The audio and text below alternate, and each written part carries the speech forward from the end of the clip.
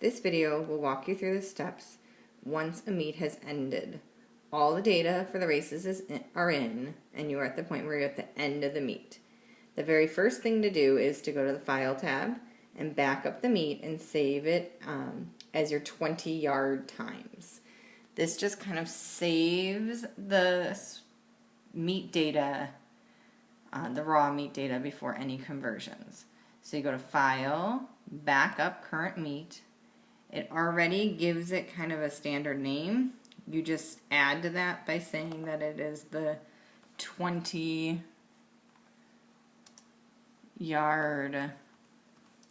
times. So you don't accidentally mix it up with the converted times file later. So I always name it the 20 yards times. And click save. You might save it. I usually save everything to the desktop in different files. After that, you're going to note the 100 races, meaning you need to write down the official times for all of the 100 races as those swimmers swam a true 100. And in a moment, we're going to apply the conversion factor and multiply all the race data from today. The computer's going to multiply it by 1.3, but we have to go back. All the 100 races don't actually need to be multiplied, so we have to go back and fix all those after the conversion has happened. So note the true times for all your 100 races and write them down. As a reminder, the 100 races are here. There are only these 6, the girls and boys for 23, 24, 55, 56, 65, 66. So you're going to go in here into your enter results, and you're going to go to 23 and 24, the first two. So you're going to write down Hannah's time and Emily's time. So here I already did this. Hannah's time is written down and Emily's, so I have it for later. The reason we write down the time from the computer and not just use the timer paper to look back at is because if the two timers with the dolphins, if those two times actually line up, the computer will average the two dolphins, and so the swimmer's official time is an average of the two dolphin timers. So the computer already did the math to average those, so we don't want to have to go back and do that again.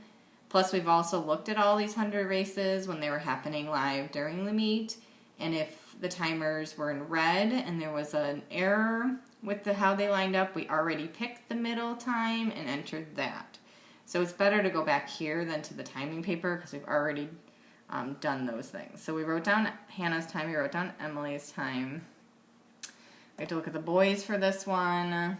So there's Christopher and Jimmy and Sean, Keegan and Thomas. When the names start getting long like this, it's okay just to write the race number and start doing initials. As long as you go in order with their times, it'll be very easy for you to go back and put them in a moment. So you have to do that for 23, 24, 55, 56, 65, 66. Write down all the official times. After that, you can go ahead and apply your conversion factor. So it's going to take all of the 20-yard data and multiply it by 1.3. We're going to go to Meet Results, apply the conversion factor. That's the orange button, and it's 1.3. You do this only once because you're basically asking it to multiply. So if you do it more than once, you're going to multiply the data multiple times, and then you close out. So we're in Enter Results right now, which is kind of a window opened on top of the touchpad data. We're going to close that out, and we want to open Meet Results. At the bottom is that orange button. We'll focus here. That says Apply Conversion Factor. It comes up as 1.3, or I'm sorry, it comes up as 1, and we need to change it to 1.3. And you click OK, and it will multiply all of the data from this meet by 1.3. So again, you do that only once, and then you close out of that. And the next thing is very important. We need to do the 100 races times need to be fixed back. They don't need the conversion.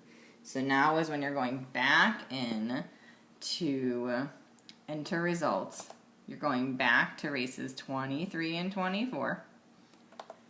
And you're manually typing in their times, because now the computer would have multiplied this by 1.3 and this by 1.3, and we're going to look back at their official time, and we're going to change it back to what it should have been for all of those 100 races that happened. Once you've fixed back all of your 100 races, you can go ahead and score the meet.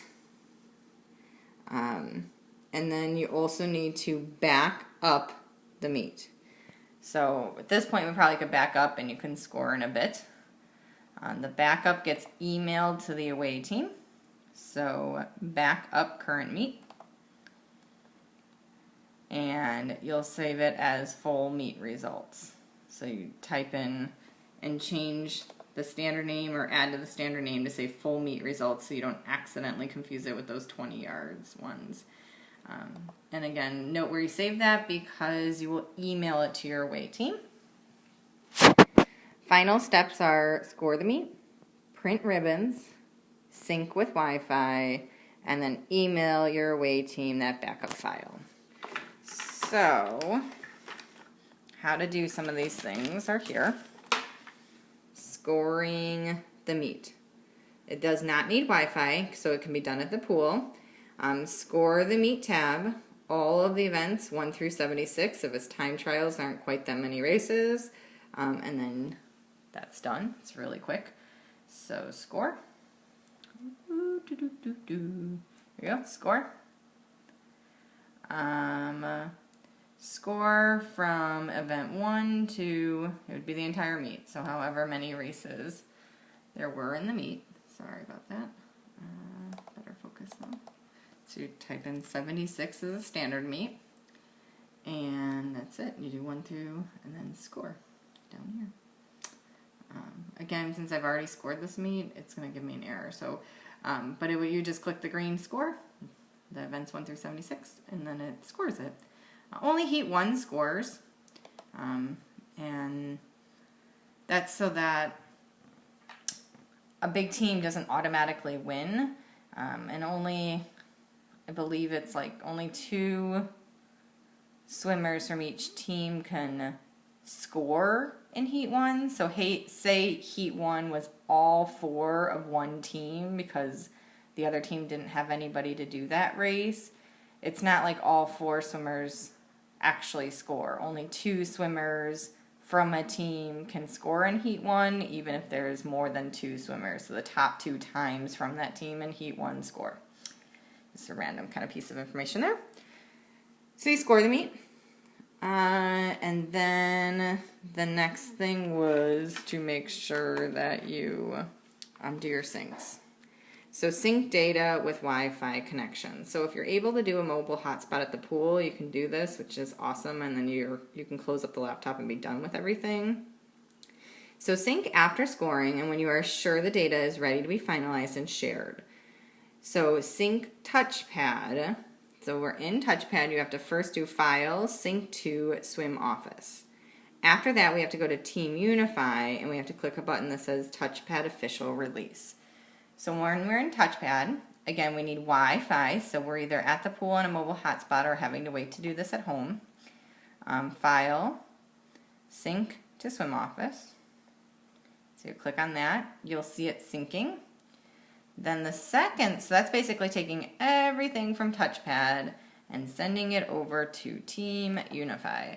After you get to Team Unify, the data is there, but it's kind of only available to super users. You have to hit another button to release it to the general public. So that button sent from touchpad into Team Unify, and then we would have to hit the magic button to finalize that release.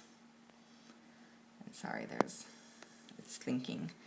This I'm not going to be able to show you exactly because you have to see this live, but you would log on and you would go to the event, and this button has appeared that only appears after you've done your touchpad, and it will, you go to the event and it's really obvious. It says when you're signed in as a super user, you go to that today's meet and it will say click touchpad official time release. You're going to click on that.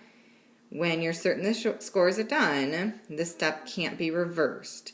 After you do this step, the data is sent to the app and to the web page so the parents can access all of the data. So it will say, do you really, really want to do this? You're going to type the words yes. And then it is officially in Team Unify and on the app for parents to view. This does say that it can't be reversed, and I believe that is true, but if there ever is an error with a single swimmer, there are ways to go back and fix times after the fact. On the very back of our little manual here, the very last page is add/change a time after the touchpad official release has occurred. You really need to make sure you have evidence that a time needs to be changed, but if for some reason there is an error that a parent checks or notices and we're able to verify that it was a human mistake, we are actually able to go in and fix that. Ribbons would have already been printed and things like that, but we can still officially get that. Speaking of ribbons, I should have shown you that. So I'm not going to log into Team Unify, but again, you would have to go into Team Unify, log in as your super user. Going on to the event for today's meet, you're going to see a tab that appears, or a little box that appears that says Touchpad Official Release. You're going to click on that and say, yes, I wanted to release, and then it's magically sent to all families via the app and Team Unify. Let's see, ribbons. So if we flip this, ribbons is something that we've been printing at the pool this season and leaving for our away team to either wait until we're able to print them or come back later to the pool and pick them up. And we print for the home team too. So you can print labels for home meets at the end of the meet or ask teams to pick them up at the pool office the following day. We don't print ribbons for time trials, and we don't print ribbons to the boys, girls invite, high school invite, and the classic and city meets, as they have special awards for those specific meets. In Touchpad, you go to Enter Results. Award tabs start with events 1 through 76. Place individuals and the number of lanes that the pool had for that meet. So our pool is only 4 lanes, so you can only get 1st through 4th place. But in bigger pools, it might be 1st through 6th place or more. The relays, same for the number of teams. Start with row 1. Select your printer. Check the box for mark your personal best. It's just kind of nice. The swimmers can see the little asterisk showing that that was their best time. Select one team, select our team, and then later go back and do the away team. Print only specific places, 1 through 4. Labels for each heat, and then you can print. So go to Enter Results. Award labels.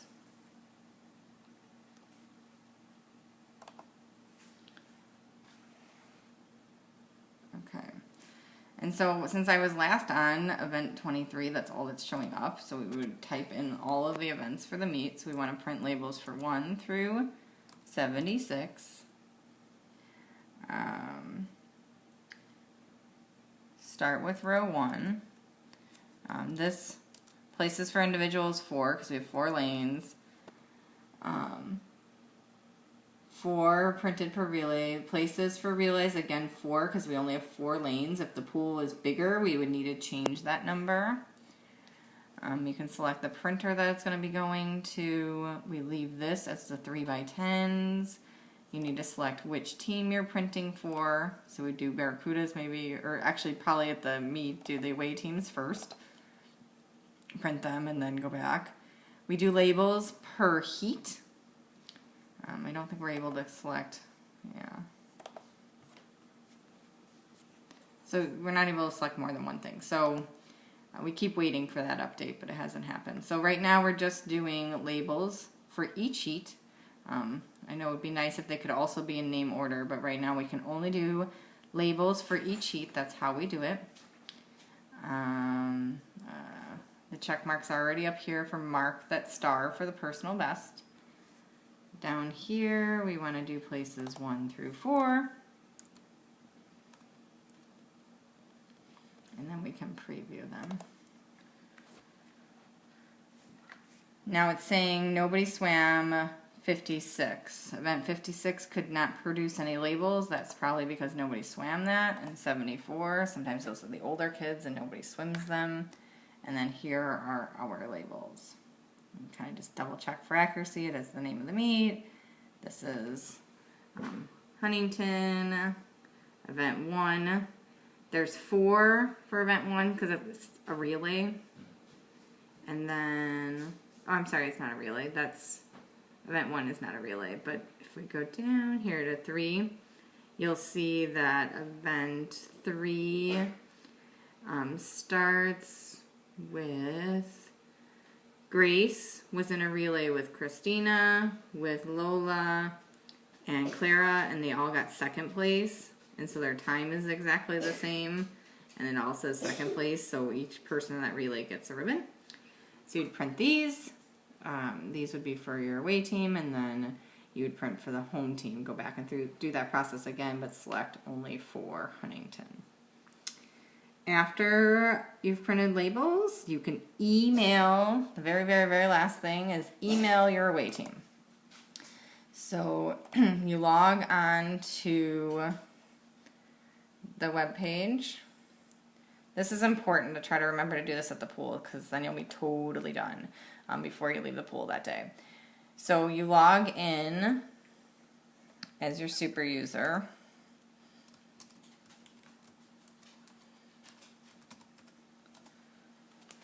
And the reminder to do this is in here. So if you kind of just force yourself to make sure, did I do everything on the checklist? Did I score the meet? Did I print the ribbons? Did I sync? From touchpad into Team Unify, and then hit in Team Unify that official, click to send the official results to families, and then email away team the backup file. So you go into your events.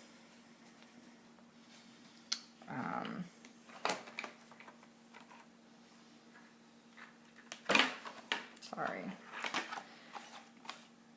Making sure I give you good advice on how to email.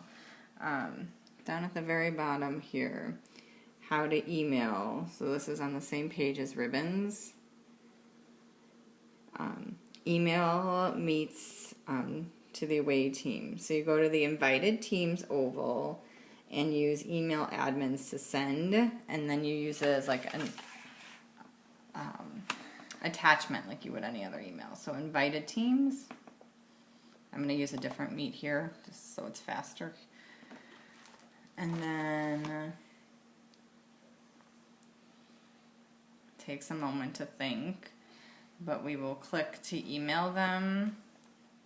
So you see their name down here, you click on their box, you click email admins. Up here you can change the subject because this big long like generic subject they've given to you. You can change that or fill in the blanks where it says recipient's name, or just type in Huntington versus Huntington Estates results. There's also a standard email. I would delete all of this and just write hi Huntington Estates. Attached you will find the full meet results. If there's anything else you need, please let us know. And then click email now.